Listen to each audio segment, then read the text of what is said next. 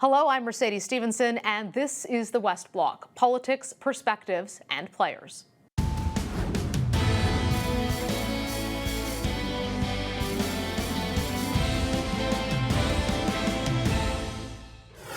A very busy week on Parliament Hill. On Monday, Finance Minister Bill Morneau resigned. On Tuesday, the Prime Minister appointed the first female Finance Minister for Canada in Chrystia Freeland and prorogued Parliament. On Wednesday, we had the WE document dump, and on Thursday, the government rolled out a $37 billion income support plan for workers. To find out more about what's next and why the government decided to suspend Parliament, I spoke with Employment Minister Carla Qualtrough. You know, you had a big job this week to make some pretty serious announcements overhauling EI, which is something people have been talking about forever. But I think a lot of folks are wondering why you would introduce such major changes just 2 days after your government has prorogued Parliament, which means that MPs can't have a look at this and debate it. It can't go to committees. It's essentially twisting the opposition's arm into voting for it very quickly. Why would you prorogue Parliament and then introduce this kind of a massive overhaul?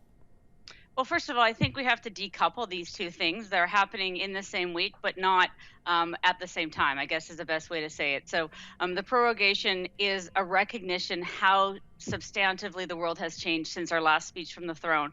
And these changes to EI, the extension of CERB, the additional 4 weeks, that had to be, delivered this week. It just had to be, so Canadians had certainty going into September of what they could expect for the year to come.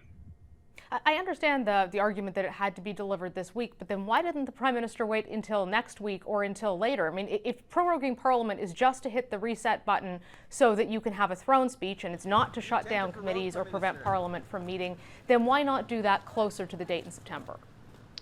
I think we wanted to give Canadians assurances that we know that the world has changed, and we're going to share with the country our vision in this new world of living with COVID.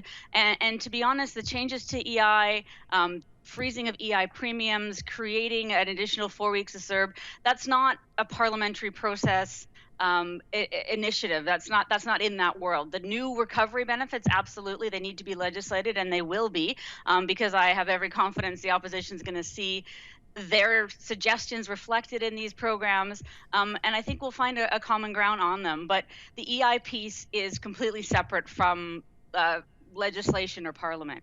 But I think the legislation side on the recovery benefits raises the same question of why not have parliamentarians take a careful look at this, especially after what happened when your government rushed the last time with WE. Well, we've worked with the opposition party now on two benefits, so the CERB and the student benefits. We also know very clearly what their criticisms were of those benefits and the processes. So partially announcing this yesterday was to give us a chance to work together, and I've already had conversations with critics about what how we can move forward on this. We always knew that our emergency authorities were ending at the end of September, so we have to have a conversation, given that we're still in this crisis, about what comes next. And this is very much about what comes next. This isn't a short-term bridge. This is a long-term plan for supporting workers. But is the way you're doing that anti-democratic? I personally don't think so. I'm very confident that we're going to allow MPs to dig in on this over the next month, work with critics, work with opposition parties, our own Liberal MPs, talking to them, and just seeing the way forward. And you're going to see how this fits into the bigger economic picture that we're going to present for Canadians on September 23rd. Well, and on that bigger economic picture, right now there are some things in here that I think will be easing for some people's minds, especially things like the caregiver benefit for parents who are at home with children. But what I didn't see in here was things to help get people back into the workforce. I saw a lot for folks who aren't back, but for those who might need new skills training to transition to a different sort of career, there's still nothing that actually puts people back at work. So what are you planning for that? Really good point. So first of all, absolutely, there are Canadians who aren't working, who can't find work, and that very clearly is laid out in this. But the idea of transitioning 3 million people into EI means they have access to all the opportunities that particular system has: training, working while on claim, work sharing, working with the provinces, working with unions. The things that we didn't have in CERB, we have in EI because it's a sophisticated well-developed system. Still not perfect, and we're going to have lots of conversations about that moving forward. But I think that there will be training, and what I did signal yesterday was we're going to provide training opportunities for people on these new benefits as well, working with the provinces who deliver most of the training in the country. And a very, very good point. And I think getting people into EI allows us to really address that. One of the things when you look at this as well is there's not the transition back into the workforce, but there's folks who are looking and wondering how long the CERB is going to go on. Of course, it is ending. It is transitioning to EI. You're going to be paying people less when it transitions, and the CERB is paying less. Is that because you were concerned that some people were staying on the CERB and not returning to work?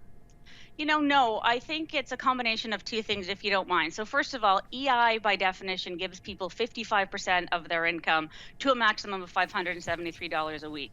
CERB for many people was 100% income replacement. So naturally, when you transition to a system that's 55%, you're going to have less. We looked at the numbers. We looked at the availability of work. When we were offering $500 a week for CERB, it was when there was very little work available. Now there's more available work. And the other thing is unlike the CERB, on these new benefits, you're not restricted in how much income you can earn, because it's going to have a working while on claim model like EI, so that you get to keep 50 cents of every dollar earned on this benefit, which will be clawed back at tax time to the maximum. So you're always better off working on both EI and on this.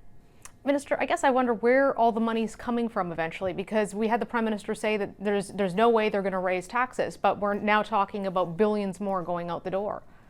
Yeah, and absolutely. The finance minister spoke briefly to that yesterday. She's well aware, but she's very confident in our economic situation here in Canada, particularly in relation to other G7 countries, and believes very fundamentally that these investments are setting up Canada to recover quicker, and thinks that the success of our country economically during this crisis is a result of the investments we've made.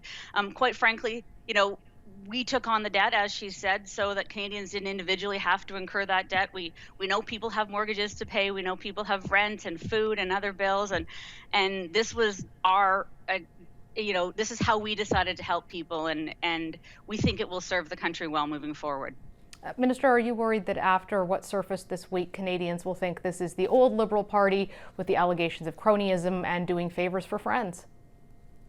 I think Canadians see the big picture. I think Canadians will look back at how we've managed this crisis over the past months and see that we dug in, we did our very best for them. We weren't perfect. We knew we would have to course correct. We knew things wouldn't be, we had ideas, we tried them, some didn't work, some did. Maybe we didn't pay attention on particular files as much as we could have, but I think Canadians will understand the context of what was going on when all of this was going on down, and the things that were being thrown at us every day as a government were really big, and we did our very best, and I think they'll see that. Minister Qualtrough, thank you so much for joining us and for your time today. Take care.